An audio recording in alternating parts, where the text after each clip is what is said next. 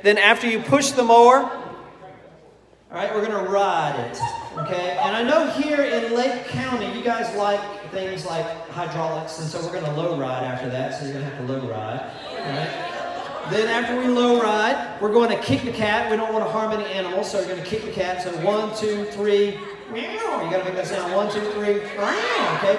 Kicking the cat out of the way. Then we're going to start the weed eater, so you got to crank the weed eater, meow, meow, meow, meow. And then you're going to use the weed eater, okay? You use the weed eater because it's out of control. All right, then you're going to trim the hedges, okay? So you trim the hedges.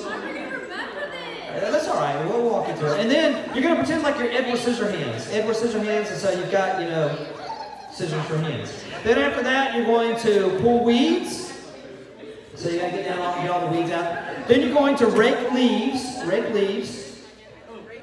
Then you're going to do everyone's favorite, the sprinkler. Now, don't actually spit on anybody when you do this, okay? And be careful when you reset that you don't smack the person beside you, even though they might deserve it. And then the last thing is going to be spread the seed, okay? So you may need to spread out and get some room.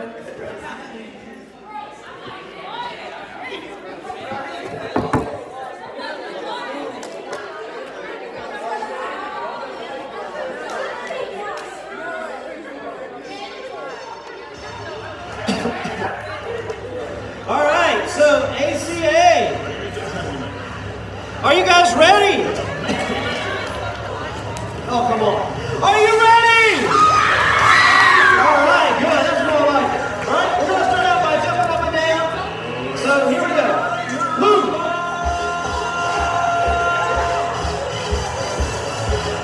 Up.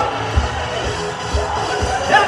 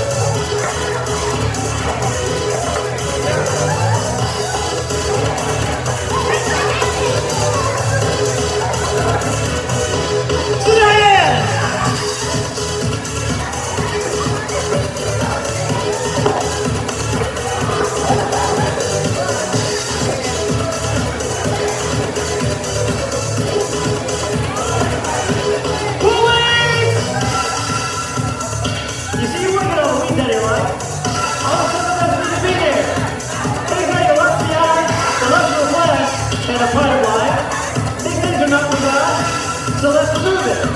Great leaves. You're going to prove the good stuff, though. Things that improve the spirit. Things like love, joy, peace, gentleness, kindness, patience. Against such things there is no law. Let's work. Sprinkler. Here we go.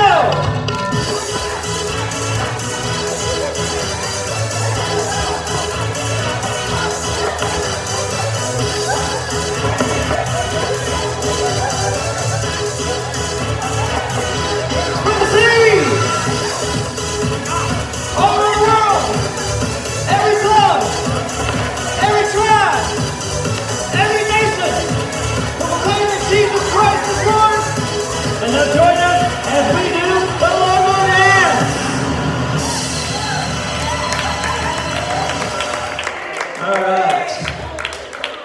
guys can have a seat. So was that good? Was that fun? Yeah. Take a nap. So here's the thing. Let me move this over here. So, we only have 3 days, 2 more days after this together. And so, there's a lot that I would want to say to you, a lot of things that I feel like it's really important for anyone to hear. But, you know, when I'm thinking about, okay, what kind of things do I need to say to a bunch of high schoolers who are, you know, here in Lake County, who may have heard a lot of stuff before, but, you know, what can I say to you that's really going to make a difference? And so it's really hard sometimes to come up with exactly what to say. But this is, I guess this week, I really want to encourage you to be listening for God's voice. Because you see, the thing about it is this. Sometimes you may not feel like you're hearing God's voice, and this is why. Because you see, sometimes God is only talking just like this. And if you're not close enough... Exactly. But you see, sometimes you don't hear God's voice because you're not as close to God as you once used to be. And so sometimes because God only speaks in a whisper, sometimes it's hard because we're not as close to God, and so we don't hear God's voice because we expect God to be saying, "Hey, wake up!" But you see, the thing about it is this, is that at some point in your life, you've probably had that, "Hey, wake up!" And you know what you chose to do? Ignore it. You hit snooze. Exactly. Because you see, just think about it. You do that in life already, right? In the morning, you don't want to wake up. In the morning, you like to sleep on through. You like to hit snooze another time or two. You hate it when somebody comes in, your parents or whoever it may be, comes in and tries to wake you up. You don't like that because we like being asleep until... I like sleep too. The only thing about sleep is I'm not awake to enjoy it. And see, the thing about it is this, is that when you actually wake up, when you actually come alive, then you're just like, dude, look at everything. Because you see, the thing about it is when your eyes are closed, you don't see anything. When you're asleep, you're not aware of anything. It's only when you're awake, it's only when your eyes are open, can you experience and appreciate everything there is. And so this week, my goal for you, my desire, and I think God's desire for you, and every person who is affiliated with the church and the staff and the school, their desire for you is this, is that you would hear God's voice. Because God is always speaking. Y'all know who Joan of Arc is, right? Y'all have heard about her. She was like burned at the stake. Does anybody know why? Yeah. She believes she was hearing voices from God to get aromatic crabs. Yeah. She believed that God was speaking to her. And because she believed so much that God was speaking to her, she was burned at the stake. But see, she was willing to die because she believed 100% God is speaking to me. I'm willing to die because I hear His voice. And she said this. I mean, in fact, people were like, "Joan, really? Come on." And this is what she said: God is always speaking. The question is, are you listening? You see, sometimes you become immune. You become deaf to even your parents' voices, right? I mean, you could just be, you know, in your room playing your PS4, whatever, you know, your Xbox One. You're just in there playing Fortnite all night long, right? Yeah.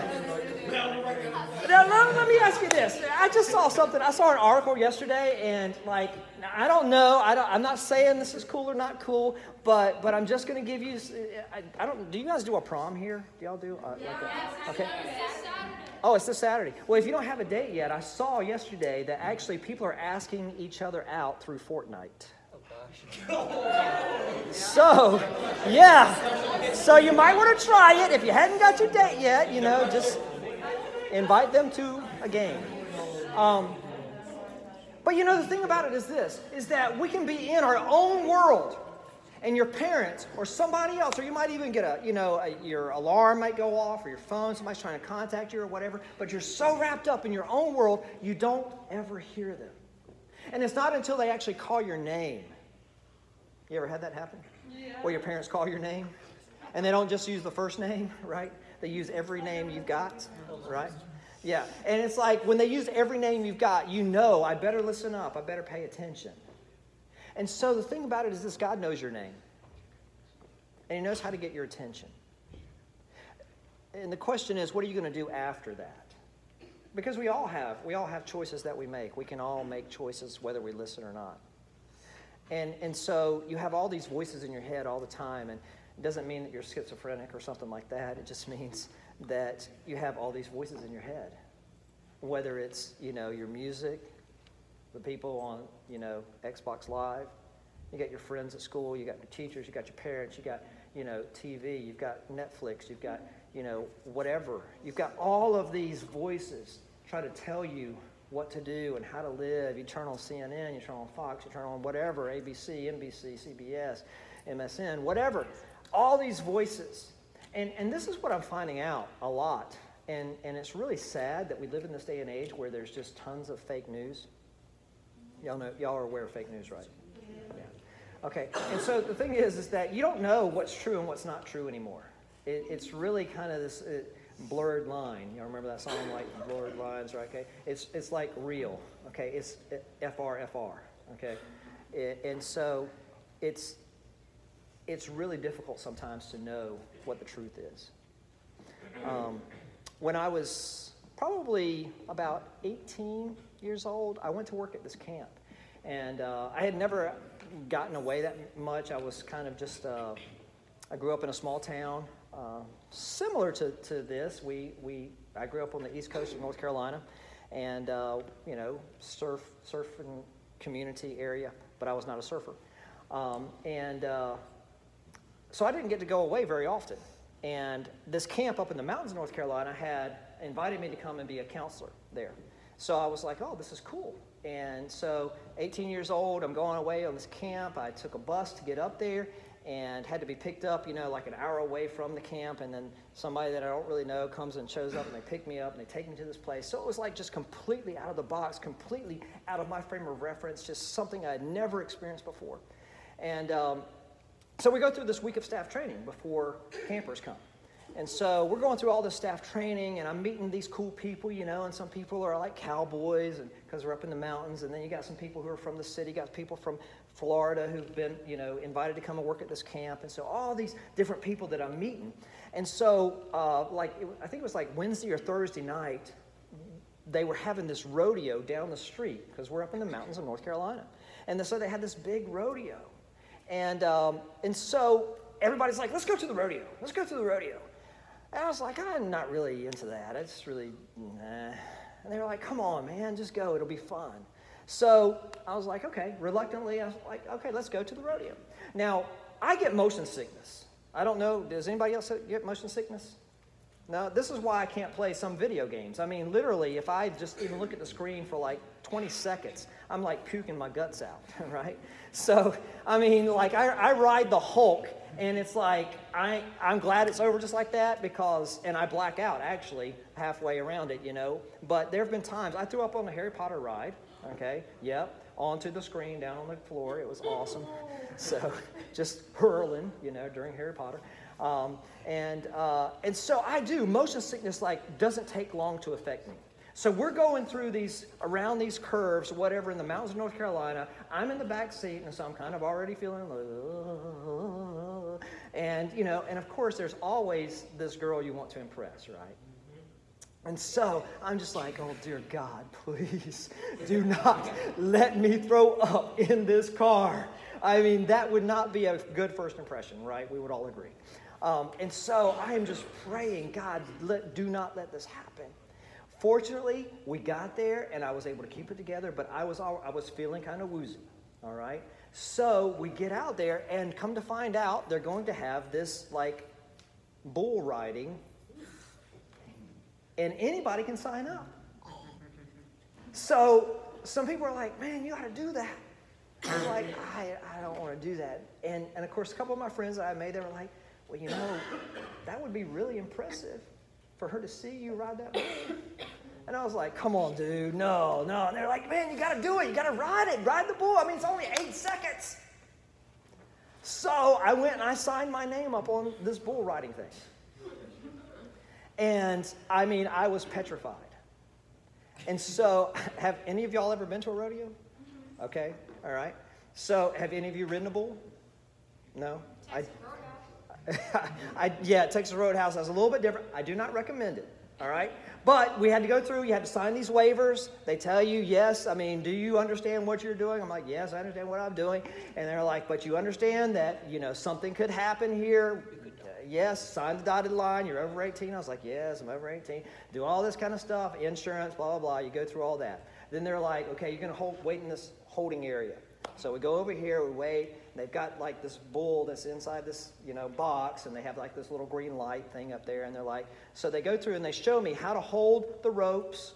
They show me, you know, what to do, how to hold it so that I don't, you know, break my hand off or whatever. They're like, obviously, if you get thrown off the bull, you want to roll away, okay? Be careful because the bull is going to be stomping all around. There'll be a clown that's going to come out, try to distract the bull so that you don't get killed.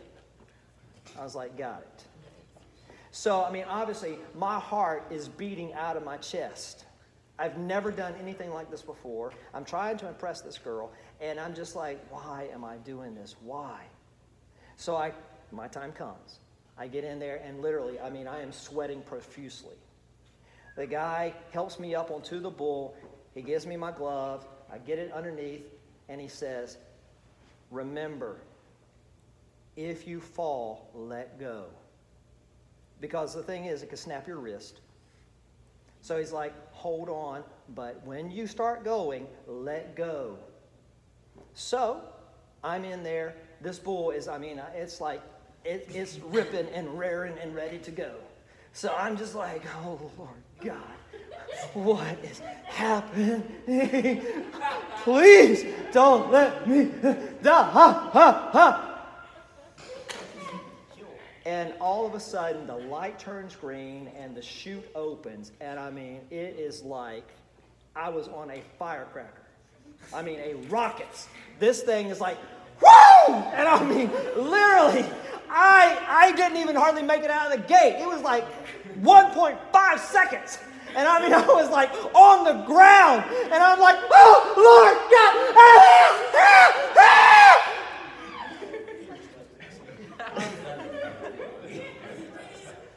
And everything I just told you was a lie. Yep. Exactly. How does that make you feel? Right. It makes you feel sad because you're just like, dude, I wanted to believe you. And the whole reason I did that, and here's why. The whole reason I did that is because I want you to understand somebody's lying to you. You wouldn't have known I was lying to you unless I told you. I'm not going to lie to you the rest of this week, but you have to be discerning enough to know if somebody's lying to you or not. Because anybody can feed you a story. Anybody can tell you a lie. And you know what can happen? Is that you can believe the lie.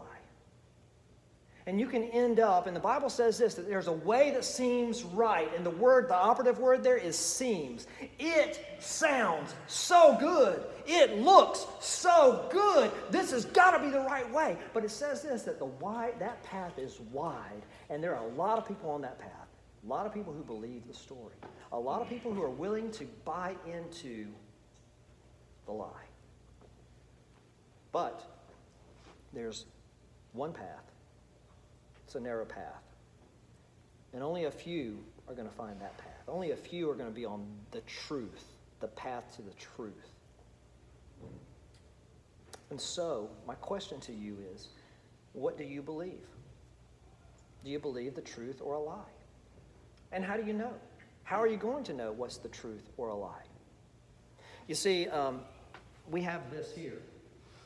Because you guys go to a Christian school, I'm sure you're familiar with a Bible. But a lot of times, this doesn't get looked at or read any other time than when you're in chapel. I mean, let's be honest.